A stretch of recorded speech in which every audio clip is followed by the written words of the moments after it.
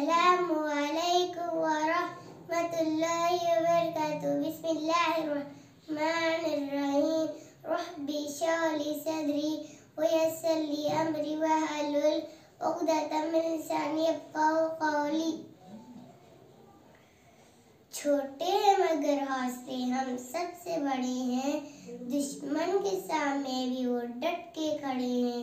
जो करना है आपको हमें ही करना पड़ेगा, इस दौर के सुल्तान तो गफलत में पड़े हैं। मोहतरम सामाईन हज़रात, मुझे अफसोस है बात कहते हुए कि इस दौर जाहिलियत में हम जिंदगी गुजार रहे हैं। एक तरफ फ़लस्तीन के मुसलमान अपनी जानों की परवाह किए बगैर हक के रास्ते में निकल चुके हैं। मैं आप सबसे जानना चाहती हूँ कि हम हमारे भाइयों के लिए क्या कर रहे हैं।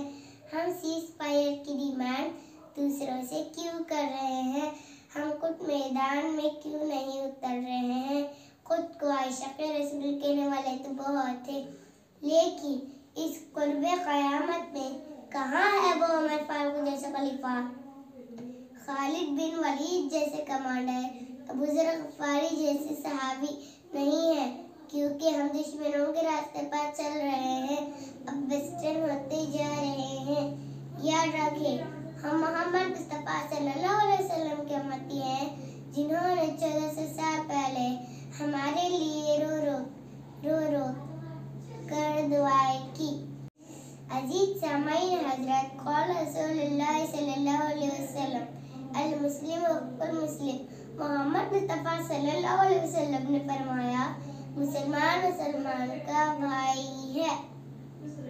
जो शख्स किसी मुसलमान की दुनिया की मुश्किल हल करता है, अल्लाह ताला उसकी क़यामत की मुश्किलात में से कोई मुश्किल हल फरमाएगा।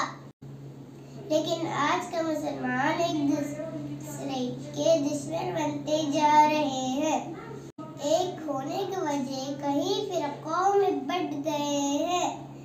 हम सबको एक होना होगा और दुश्मन को हराना होगा। हम सबको वादे सुनना होगा और खिलाफत भी लानी होगी। हिम्मत है तो बुलंद कर आवाज़ का आलम, चुप बैठने से हल नहीं होगा मसला।